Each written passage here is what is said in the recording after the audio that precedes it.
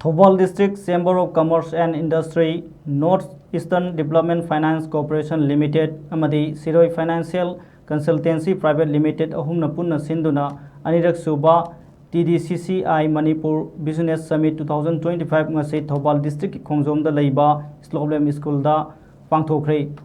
Empowering Local Business haiba theme da sathakhiba Business Summit adu haudokpagi thoramda Directorate of Trade Commerce and Industry Government of Manipur ki Director Robita Yumnam, Deputy Commissioner Thobal Hena Kamai, TDCCI ki President Dr. N. Sarat Chandra, Superintendent of Police Thobal Sivanan Survey,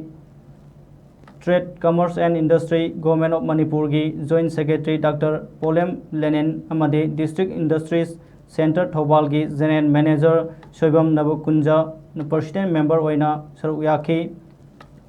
Manipur Oxygen Plan ki CMD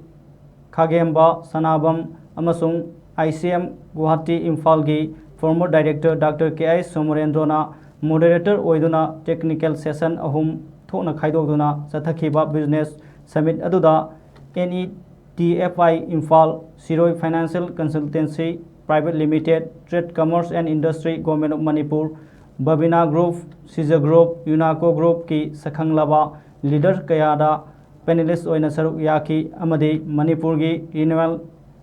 entrepreneur kayadasu sillang liba singi maikaidagi khudul kayasu tamki Business Summit adubu haudoladuna Directorate of Trade Commerce and Industry Government of Manipur gi Director Robita Yumnamna hai lamdam asida leiriba entrepreneur singna business karamna mai pakna tawgani haibagi matangda under development program kaya district khudingda expert kaya na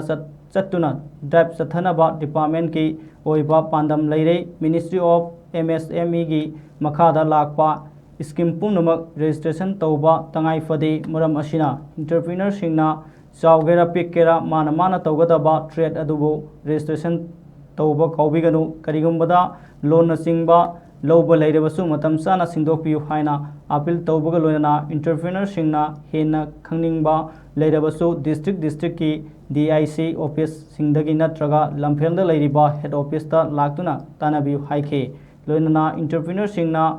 apply tawba yaba scheme kaya gi matangda su wafam kaya phongdokhe.